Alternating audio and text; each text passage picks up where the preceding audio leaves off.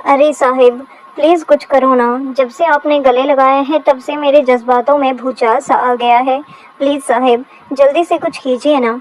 वैसे भी मेरे शराबी पति ने मेरी सुहाग रात खराब कर दी थी।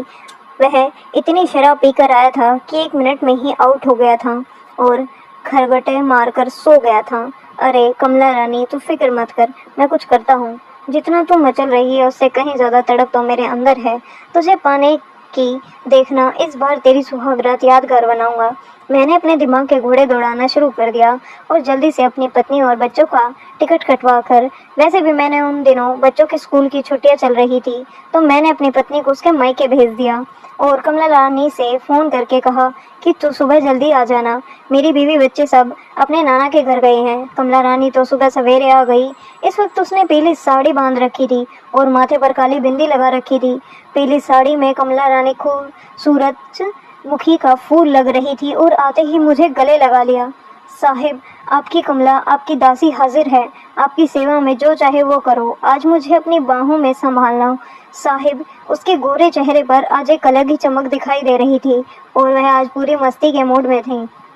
मैंने भी सोच लिया था कि इस पूरे 1 हफ्ते तक कमला रानी के साथ दिन रात खूब मस्ती करूंगा। मैं कमला को गोद में उठाकर बेडरूम में ले गया और फिर कमला रानी ने एक एक करके सारे कपड़े।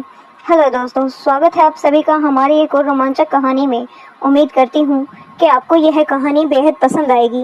मेरा नाम विजय है और यह कहानी शुरू होती है हमारे घर के काम करने वाली नौकरानी कमला रानी से। वह हमारे घर में बर्तन साफ करने, झाड़ू पोछा लगाने का काम करती थी। उसे यहाँ काम करते हुए 4 साल हो चुके थे, लेकिन अभी तक मेरे मन में उसके प्रति कोई भी आकर्षण नहीं था और ना ही मैंने कभी उस पर ज़्यादा ध्यान दिया था। लेकिन वह कहीं ना कहीं मुझे अच्छी लगने लगी थी। यह मुझे बाद में समझ आया, क्योंकि कभी कभी मेरी पत्नी कविता मुझे उसके बारे में बताती थी कि बेचारी कमला रानी बहुत मेहनत करती है, लेकिन उसका पति जुआरी और शराबी है। वह घर घर जाकर काम करके अपना और अपने बच्चों का पेट भरती है। बेचारी कमला रानी पर मेरी पत्नी बहुत दया दिखाती थी और समय समय पर उसकी मदद भी करती रहती थी। एक दिन कमला रानी सुबह 6 बजे हमारे घर आई। उसने बाल बिखरे हुए थे, उसकी आंखों में आंसू थे। जैसे ही वह आई वह मेरी पत्नी को पकड़कर रोने लगी। कविता ने उसे रसोई घर में बिठाकर पानी पिलाया और पूछा, क्या हुआ कमला रानी? तब कमला ने बताया, दीदी क्या बताऊं आपको, उस विनोद ने तो मेरा जीना हराम कर रखा दिया है। वह कल रात बहुत ज़्यादा शराब पीकर आया और मुझसे पैसे मांगने लगा। मैंने मना किया तो उसने मुझे बहुत मारा। अब आप ही बताइए दीदी, मैं क्या करूं? मुझे तो अब मरने का मन करता है, पर क्या करूं, मैं मर भी नहीं सकती क्योंकि मेरी 2 जुड़वा अपाहिज छोटा छोटी बेटियां हैं। कविता ने कहा, कमला तुम मत रो, अपना मन हल्का कर ले, देखते हैं क्या हो सकता है। मैं अपने पति से यह सब बातें बताती हूँ, वो तुम्हारे पति विनोद से बात करेंगे। ऐसे कितने दिन चलने वाला है? तभी कविता ने मुझे आवाज़ दी और रसोई घर में आने के लिए कहा। मैं रसोई घर में पहुंचा और कविता ने मुझे कमला रानी की समस्या बताई। उसी समय कविता कुछ काम के लिए दूसरे कमरे में चली गई। तभी मैं कमला को देखा तो उसकी आंखों में थे। मैंने उसे दिलासा देते हुए कहा, कमला तू चिंता मत कर, मैं तुम्हारे पति विनोद से बात करूंगा। तभी कमला ने मेरे हाथ पकड़ लिया और मुझे एक झटका सा मेरे शरीर में लगा। आज पहली बार कमला को देखकर मेरे अंदर का इंसान जागा था। मैं उसकी तरफ ही देख रहा था। उसके चेहरे में एक अजीब सी कश्मकश मुझे महसूस हो रही थी। आज पहली बार मैंने उसके सौंदर्य को इतना ध्यान से अनुभव किया था। उसने मेरा हाथ ऐसे पकड़ा था जैसे कि मैं उसका खास आदमी हूँ। फिर मैंने उसके आंसू पूछे और एक क्षण के लिए उसे अपनी बाहों में ले लिया। वह भी मेरे गले से लगकर मुझे पकड़ ली थी, जिससे मेरे दिल में हलचल सी मच गई थी। फिर मैंने उसे कहा, कमला क्या हुआ? कमला रानी शायद अपने होश में नहीं थी और मुझे डर लग रहा था कि कविता आ गई तो क्या होगा। इसीलिए मैंने खुद को उससे अलग किया और धीरे से उसके कान में कहा, कमला रानी मेरी जान, क्या कर रही हो? मुझे मरवाओगी क्या? कमला ने कहा, साहिब आप तो कब से मेरे दिल में हलचल मचा चुके हैं। मैंने कहा, कमला यह क्या कह रही हो? कमला ने कहा, हाँ साहिब, अब आपको कैसे बताऊं, आप तो मेरी तरफ देखते ही नहीं। मैंने कहा, पगली ऐसी कोई बात ही नहीं है, तू जवान है और सुंदर है। कमला ने कहा, क्या फायदा ऐसी जवानी का साहिब, जब कोई इस तरफ देखता ही नहीं। मैंने उसकी ओर देखते हुए कहा, कमला सब ठीक हो जाएगा, तुरंत, परंतु सिर्फ एक क्षण के लिए उसके स्पर्श ने मुझे पागल करके रख दिया था। उस एक क्षण ने मेरे अंदर सनसनी मचाकर रख दी थी और शायद उसके अंदर भी ऐसी ही हलचल हो रही थी। जिस स्त्री को 4 सालों से मैं रोज देख रहा था, उसे मैंने आज तक कभी ध्यान से नहीं देखा था। आज उसके सौंदर्य का जादू मुझे घायल कर रहा था। तभी कविता रसोई घर में आई और बोली, विजय कुछ करो ना, इसके पति का एक तो कुछ कमाता नहीं और जो भी कमाता है वह शराब और जुए में उड़ा देता है और फिर इस बेचारी अबला नारी पर हाथ उठाता है। मैंने कहा, हाँ कविता, अब तो बात करनी ही है। फिर मैंने कमला की ओर देखा और कहा, कमला तुम चिंता मत करो, मैं आज ही तुम्हारे घर आकर विनोद से बात करूंगा। मैंने कमला से पूछा, विनोद कब घर आता है? तभी कमला ने कहा, साहिब उसके घर आने का कोई निश्चित समय नहीं है, फिर भी रात के 10 बजे तक आ ही जाता है। मैंने कहा, कोई बात नहीं, मैं आज तुम्हारे घर आऊँगा। कमला के चेहरे पर अब संतोष के भाव दिखाई दे रहे थे। कविता ने कहा, विजय तुम रात को उसके घर जाकर ज़रूर बात करना। मैंने कहा, हाँ कविता तुम चिंता मत करो, आज मैं ज़रूर जाऊँगा। फिर मैं कमला से पूछने लगा, वैसे तुम्हारे घर में और कौन कौन रहता है? तब कमला ने बताया, साहिब मेरे ससुर तो पिछले साल ही गुजर गए। एक सास है, वह गांव में मेरे बड़े जेठ के साथ रहती हैं। यहाँ तो मैं अपने पति विनोद और मेरी 2 बेटियों के साथ ही रहती हूँ। मैंने कहा, ठीक है, मैं आज तुम्हारे घर आकर विनोद से बात करता हूँ। परंतु कमला ने आज मेरी हृदय और मन को घायल कर दिया था। मैं नहाकर तैयार हुआ और अपने ऑफिस के लिए निकल गया और कविता से कहा, शाम को मैं कमला के घर जाऊंगा, इसलिए मैं घर आने में थोड़ा सा लेट हो जाऊंगा। दिन भर मेरा मन ऑफिस के कामों में नहीं लग रहा था। ना जाने क्यों कमला का सुंदर चेहरा मेरी आंखों के सामने आ रहा था। आज वो मुझे किसी भी अप्सरा से कम नहीं लग रही थी और समय भी नहीं बीत रहा था। किसी तरह ऑफिस का समय समाप्त हुआ। मैंने अपनी गाड़ी निकाली और सीधा कमला के घर की ओर निकल पड़ा। उसका घर थोड़ी दूर पर था। मजदूरों की बस्ती में मैं कमला के घर पहुंचा और मैंने दरवाज़ा खटखटाया। थोड़ी ही देर में कमला ने दरवाज़ा खोला।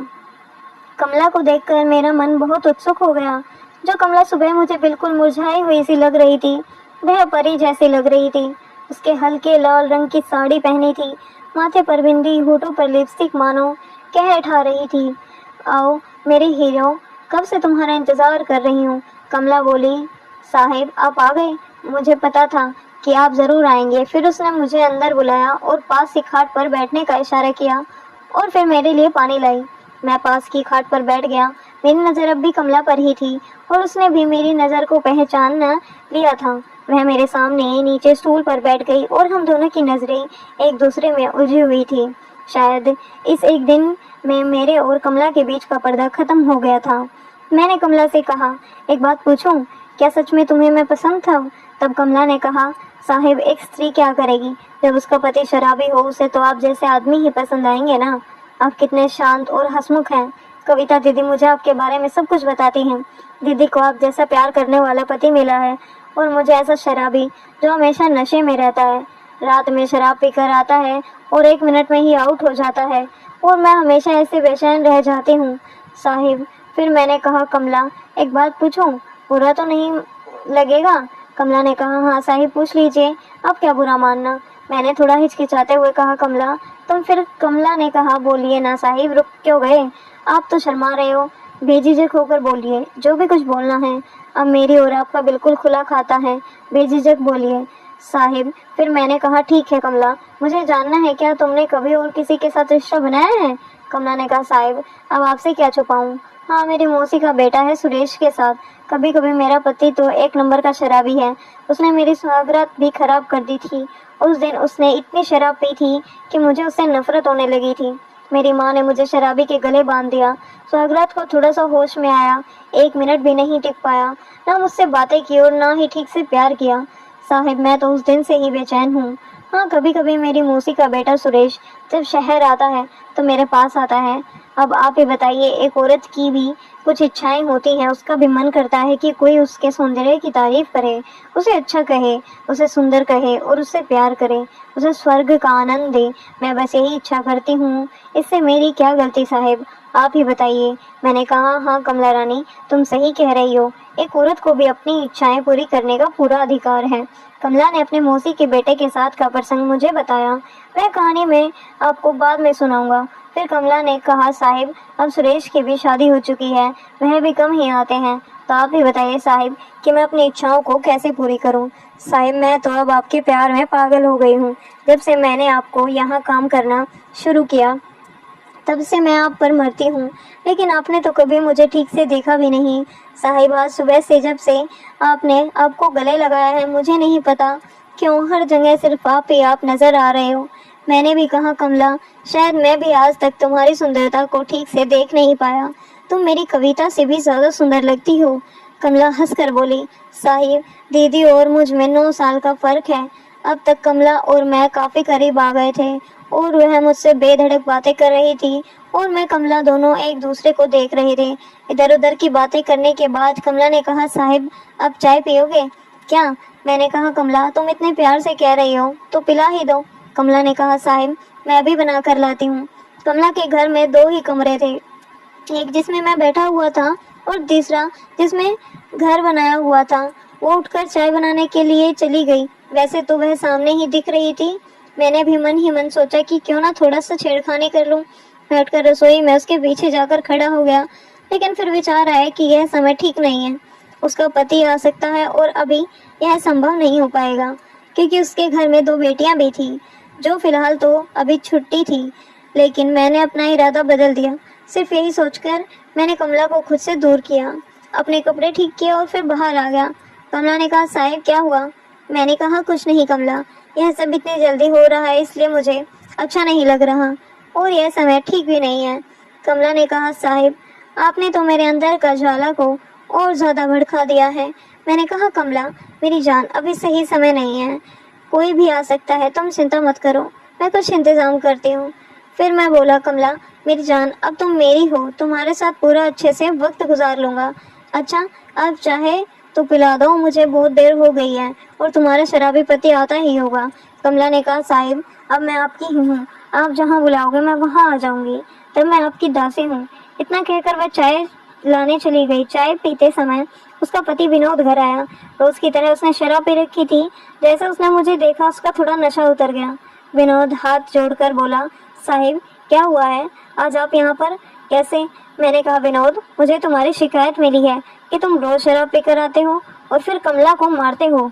विनोद ने कहा, नहीं साहिब मैं थोड़ी ही शराब पीता हूँ, बाकी तो मेरे दोस्त पिलाते हैं। मैंने गुस्से में विनोद की तरफ देखा और उसे कहा, अगर तुमने शराब पीना नहीं छोड़ा और कमला पर से हाथ उठाया तो मैं तुम्हारे खिलाफ पुलिस में शिकायत करूंगा। मेरी धमकी से विनोद का बचा हुआ नशा भी उतर गया। फिर वह मेरे पैरों पर गिर पड़ा और फिर बोला, साहिब पुलिस में शिकायत मत करो, अब मैं शराब नहीं पीऊंगा, साहिब मुझे माफ कर दो। विनोद गिड़गिड़ाते हुए माफी मांग रहा था। मैंने कमला की तरफ देखा और उससे कहा, अब अगर विनोद कल फिर शराब पीकर आया तो मुझे बताना। विनोद बार बार माफी मांग रहा था। मैंने उसे उठाया और समझाया कि शराब से पैसे और शरीर दोनों ही नष्ट हो जाते हैं। उसे समझाया और कमला की तरफ आंखों से प्यार का इशारा करते हुए मैं वापस आ गया। घर पहुंचने के बाद कविता ने मुझसे पूछा, विजय क्या हुआ, कमला के घर गए थे ना और उसके शराबी पति को ठीक से समझाया? तो मैंने कहा, कविता आज कमला के पति विनोद को ठीक से समझा दिया है, अब वह उसे परेशान नहीं करेगा। अगर उसने फिर से कमला पर हाथ उठाया तो मैं उसकी पुलिस में शिकायत करूंगा। कविता ने कहा, विजय अच्छा किया, अब वह बेचारी ठीक से रह सकेगी। अगले दिन सुबह कमला आई तो मेरी पत्नी कविता मंदिर गई हुई थी। कमला आज काले रंग की साड़ी पहन कर आई थी। गोरे रंग की कमला रानी पर काले रंग की साड़ी एकदम परफेक्ट लग रही थी। अंदर आते ही वे मेरे पैरों पर गिर गई। साहब आपका उपकार है, अब मैं आपकी दासी हूँ।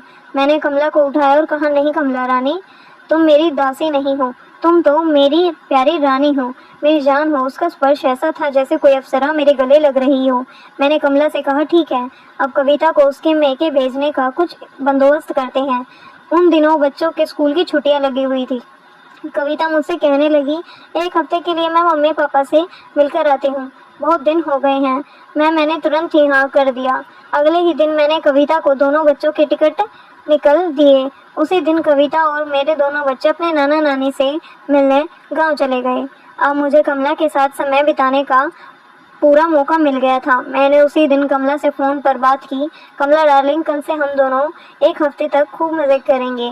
और कमला यह सुनकर खुशी से उछल पड़ी और बोली, मैं तो कब से इस पल का इंतज़ार कर रही थी कि आप कब मुझ पर अपनी कृपा करोगे। साहब सच में जब से आपको देखा है तब से मैं रोज़ आपको याद करती हूँ। अगले दिन ऑफिस से दोपहर तक की छुट्टी ली और कमला को भी समझाया कि कल अच्छे से वक्त गुजारना है। यह सुनकर कमला बहुत खुश हुई थी। वह रोज़ की तरह सुबह ही घर आ गई और आते ही मुझे गले लगा लिया। साहिब, आपकी कमला, आपकी दासी हाजिर है। आपकी सेवा में जो चाहे वो करो। आज मुझे अपनी बाहों में संभालें। साहिब, कमला आज पीले रंग का साड़ी पहन कर आई थी। माथे पर एक गोल बिंदी थी। पीले रंग की साड़ी में कमला रानी खूबसूरत का फूल लग रही थी। उसके गोरे चेहरे पर आज एक अलग ही चमक थी दिखाई दे रही थी और वह आज पूरी मस्त में लग रही थी। मैंने भी सोच लिया था कि आज पूरी मस्ती करूंगा। मैंने कमला को अपनी बाहों में जकड़ लिया और फिर ऐसा महसूस हो रहा था कि जैसे आज दो प्रेमी आपस में जुड़ गए हों। मैंने कमला के कान में कहा कि तुम तैयार हो ना? कमला ने कहा, साहिब, आज मैं आपको अपना सब कुछ समर्पण कर रही हूँ। आइए हम दोनों एक दूसरे में खो जाते हैं। और इसी तरह हमारा प्रेम का खेल शुरू हो गया और जो आगे भी 2 साल तक ऐसे ही चलता रहा। तो दोस्तों, यह थी हमारी आज की कहानी। आपकी क्या राय है इस कहानी पर हमें कमेंट में ज़रूर बताएं। वीडियो अच्छी लगी हो तो वीडियो को लाइक करें, शेयर करें, सब्सक्राइब करें। धन्यवाद। मिलते हैं कल आपसे एक नई कहानी में।